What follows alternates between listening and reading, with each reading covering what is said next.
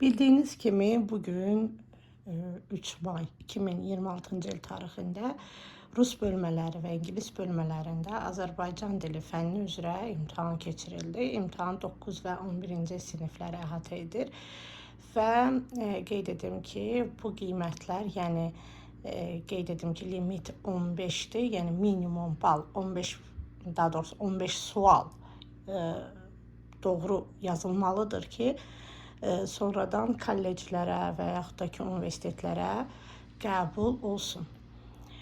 İndi isə suallara baxaq. Sualları qeyd edim ki, dinləmə sualları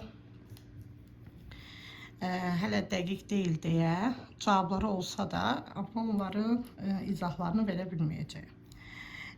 Mən əsas qaydaların və mətinlərin izahlarını vermək istəyirəm. Birinci baxaq. Hansı cümlədə frazeoloji birləşmə işlənməyib? Həmişə şagirdlərə deyirəm ki, əgər sizdən işlənməyib sualını veriblərsə, işlənənləri tapıb çıxırıq. Baxırıq, bel bağlamaq güvənmək mənasındadır. Acığı tutmaq, hisslənmək, söz vermək, əbişayət, hətta söz verməyi qeyd edirdim ki, amonim kimi də işlətmək olar. Kiməsə söz vermək və yaxud da çıxış üçün söz kiməsə verilir. Yola düşmək də məcazi mənada işlənib. Burada həqiqi mənası da var. Məsələn, top yola düşdü. Amma burada o mənada verməyib. Deməli, cavab burada nə qaldı?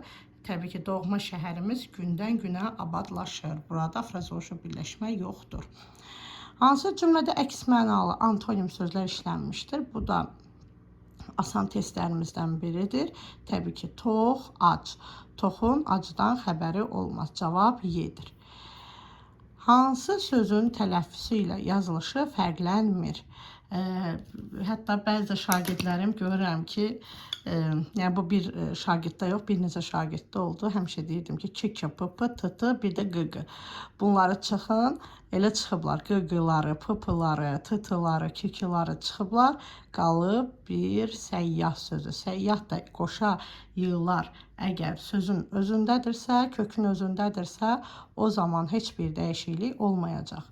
Tabesiz mürəkkəb cümlədə bir fikir digəri ilə qarşılaşdırır. Bu sualı bir çox şagirdlərim səhv yazıblar və bilmirəm niyə səhv yazıblar. Çünki həmişə onlara bunu deyirəm ki, qarşılaşdırma dedikdə amma, ancaq, lakin artırın olmasa belə. Məsələn, küçədə qışqırıq səsi gəldi, amma heç kimə əhəmiyyət vermədi. Yəni, bir cümlə digər cümlə ilə qarşılaşdırılır. Amma digər cavablara baxaq. Müğənni həzin bir mahnı oxudu, hamı onun səsinə heyran qaldı. Deməli, mahnı oxudu, hamı onun səsinə heyran qaldı. Biz burada ardıcıllıq var burada. Sonra dünya bir pəncərədir. 2 nöqtə görürüksə bu aydınlaşdırmadır. Güclü qar yağdı, xınalığa gedən yol bağlandı. Deməli, qar yağıb, ona görə də xınalığa gedən yol bağlanıb, səbəb nəticə. Uşaqlar gah dənizdə çimirdi, gah da biz onları isti quma bastırırdıq. Burada gah da var bölüşdürmə. Biz bilirik ki, bölüşdürmə bağlayıcısı yalnız şəkilçi ilə, daha doğrusu bölüşdürmə mənası varsa, o yalnız şəkilçi ilə işlənir. Keçdik bu tərəfə. Hansı variantda yalnız çoxaltma dərəcəsində olan sifətlər verilmişdir? Dünənləri ilə bunu təkrarladıq biz. Baxırıq, mavi adi dərəcədədir, tünd qırmızı, bəli, çoxaltmada, amma mavi olduğuna görə çıxırıq.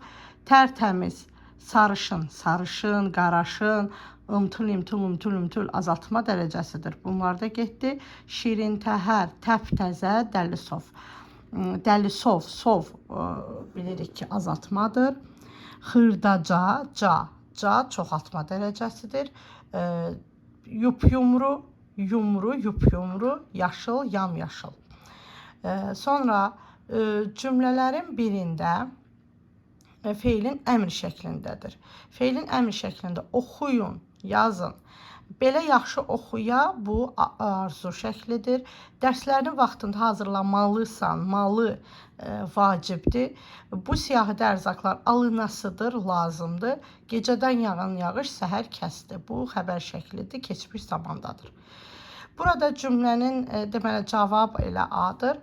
Qrammatik normaya uyğun cümlə qurun. Qrammatik normaya uyğun çöl quşlarının səsi göydəki çöl quşlarının səsi ətrafa yayılmışdır.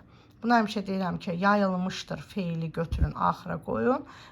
Burada görürük ki, yalnız C ilə Y-dədir. Göydəki sözü ilə başlayır, deməli cavab Y-dir. Həqiqətən doğru sözü zarafatla deyərlər cümləsində hansı söz suala cavab vermir? Biz bilirik ki, modal söz suala cavab vermir, köməkçi nitq hissəsi olduğuna görə. Burada da həqiqətən sözünü götürürük.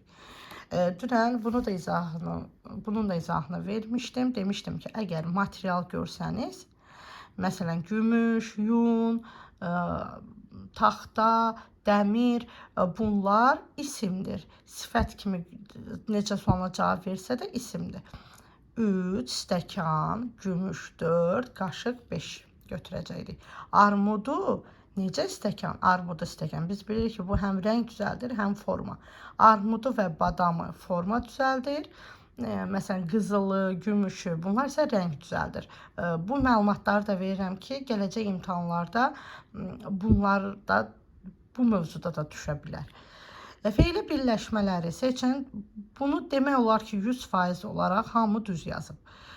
Bəli, ikinci hissəyə baxırıq. Açılanda, oxumaq, töküldükcə. Deməli, 2, 5, 6.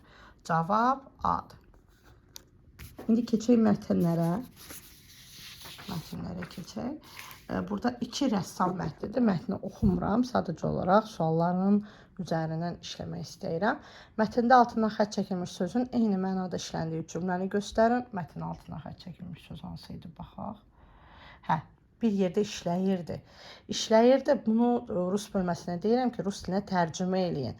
Tərcümə edəndən sonra artıq siz həmin mənanı tapa biləcəksiniz. Burada deməli,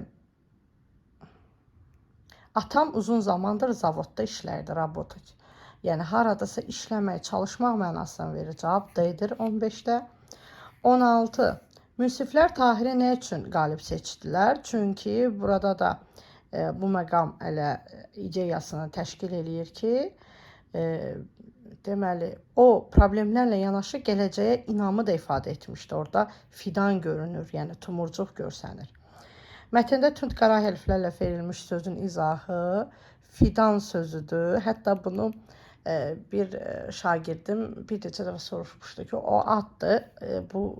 Yəni bu testi demirəm, başqa bir testi qarşımıza çıxmışdı. Mən onun izahını da vermişdim və burada da gəlib çıxanda sevindim ki, nə yaxşı düz götürüb. Deməli, ağac və kolların kötüyündən göyərən cavan ağac. Fidan cavan ağac deməkdir. Tumurcuq isə pöhrə. Tumurcuq. Mətnin nəticə hissəsi hansı cümlə ilə tamamlamaq olar? Mətnin nəticə hissəsində mən demişdim ki, ideyasını ifadə edən bir cümlə ola bilər. İnsanların kədərini, qəmini əks etdirmək vacibdir. Müsabiqədə şəhərin məşhur rəssamları iştirak edirdi. Bu əvvəldə ola bilər. Səlim rəsm əsərini qabarlı əllər adlandırırdı. Yox, bu hadisə, burada bir hadisə təsvir olunub. Gələcəyin inamını ifadə etməlidir və deyir, bu hadisə Səlimin yaradıcılığında yeni yol açdı. Bəli, bu, yəni Səlim artıq bu qərara gəldi ki, doğrudan da münsiflər heyəti düz deyiblər. Biz həqiqətən də bu məqamlara fikir verməliyik. Mətndə üzərində rəqəm yazılmış hansı sözlər məcazi mənadadır? Bunu da şagirdlərimin əksəriyyəti düz yazıb. Deməli, acı gün, bir də təcrübəni bölüşdürmək. Təcrübə, çünki mən demişdim onlara ki, praktika abstraktdır. Abstrakt gördünüzsə, onu məcazi götürün, götürüblər də elə. 1-4. Mətnin əsas ideyasını müəyyənləşdirin. Mətnin əsas ideyası, deməli, təkcə problemlərin göstərilməməsi yox, qəlblərdəki ümidi də oyatmalıydı, budur. 21-ci sualı da əksəriyyəti düz yazıb. Tahir peyzaj janrında rəsmlər çəkirdi. Səlim əsərlərində insanların ağrı acısını əks etdirirdi. Bəzi şagirdlər bu sualda bir dənə səhv ediblər. 6-nı yox, 5-i götürənlər də olub. Amma burada cavab 1, 2 və hər ikisi əsərində, hər ikisinin əsərində insan obrazı var. Cavab götürülməli idi. 1, 2, bir də 6. Cavab C götürülməli idi. Burada bunu da mən qeyd eləmişdim ki, sizə 2 mətn verə bilərlər. Və 2 mətndən biri, əgər bu məsələn obrazlardırsa, bu bədii üslubdur. Verilən isə, məsələn, hər simvol yalnız müəyyən bir fiziki obyektin təmsilçisi kimi deyil, semantik strukturudur. Bu, həmin bu hissəyə aid nəsə bir doğru fikir. İndi mən bilmirəm orada nə veriblər dəqiq. Və orada müqayisə etməli idilər. Üslubların müqayisəsi idi. Məsələn, burada obrazlıq var, burada isə termin sıxlığı var və burada məcazilik özünü göstərir, amma verilən mətndə məcazilik yoxdur. Yəni, müqayisə şəklində yazmaq olardı. Keçək ikinci mətnə. İkinci mətn biraz daha mürəkkəb idi. Amma elə şagirdim var ki, bədii üslubda olan mətndən daha az yazıb, nəinki bunda.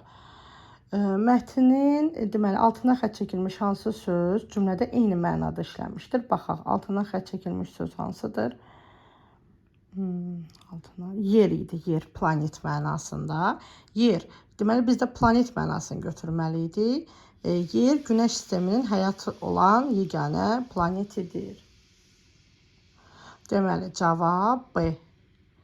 Sonra 24. 24 bunu çox az adam düz yazıb.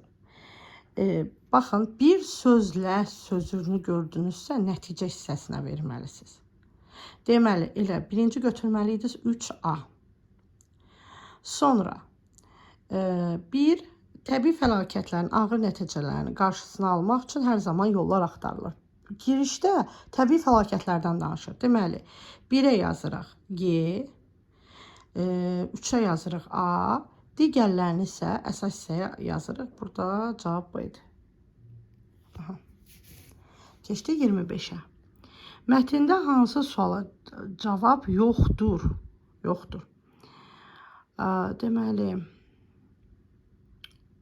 kim tərəfindən yaradılıb? Buna cavab yox idi. Dünya toxum ambarı kim tərəfindən yaradılıb? Burada indi variantlar silinib, amma bilinir ki, Y variantıdır. Amma biz indi hazırda A variantını işləyirik. Bu müxtəlif variantlarda, müxtəlif cavablarda yer alıb. Sonra mətndə tünd qara hərflərlə verilmiş, burada uşaqların bəziləri az tapılan verib ki, müəllim, nadir sifətdir, az tapılan isə fe'li sifətdir. Bəli, bu da məntiqlidir, amma bizdən sinonim istəmir axı. Deyir ki, izahı səhv göstərilmişdir. Xeyriyyətçi, hər xeyriyyətçi milyonçu olmaya da bilər, hər milyonçu da xeyriyyətçi olmaya bilər. Xeyriyyətçi, cavabını da tapırlar ki, xeyriyyətçi xeyir işlər görən adamdır. Hətta bu 6-cı sinifdə indinin mövzusuydu. Xeyriyyətçilik, filantrop. Yəni bu haqda onlara izah eləmişdim. Sadəcə olaraq yenə dediyim kimi çaşdırıblar ki, mən həmişə deyirəm sifətdirsə sinonimi fe'li sifət götürə bilmərik. O mənada götürüblər A-nı, amma yox. Mənasının izahı deyilirsə, biz onun hansı nitq hissəsinə, yəni izahının hansı nitq hissəsinə aid olması önəmli deyil. Biri dünya toxum ambarının təhlükəsizliyi üçün görülən tədbirlərə aid deyil. Biz bilirik ki, bu divarların qalınlığı, harada tikilməsi, amma burada araşdırılma, tədqiqatlar aparırlar. Bunun təhlükəsizliyi ilə heç bir əlaqəsi yoxdur. Sonra bunu səhv götürən uşaqlar var ki, bu biraz çətindir. Yox, daha doğrusu asandır, amma bunu özlərini çətinə salıblar. Baxın, Nuh Peyğəmbər böyük bir tufan baş verərkən gəmisinə hər canlı növündən, deməli, heç cümləni oxumuram. Burada Nuh gəmisindən harada bəhs eləmişdi, onu axtarırıq. Baxın, Nuhun gəmisi. Nuhun gəmisi. Elə açar sözdən istifadə edərək 2-yə qoya bilərdilər. Getdik. Sonra mətni yazmaqda müəllifin məqsədi nə idi? Təbii ki, burada dünya toxum ambarı haqqında məlumat vermək, əhəmiyyətini göstərməkdir. Cavab C-dir. Açıq sualı da yenə də izahını vermək istəmirəm ki, bir dənəsə səhvlik olar. cavablar çıxanda inşallah daha dəqiq biləcəksiniz. Hər kəsə uğurlar arzu edirəm. Ümid edirəm ki, bu imtahandan hamı keçər, ikinci şansa, ikinci cəhdə qalan olmaz. Sağ olun.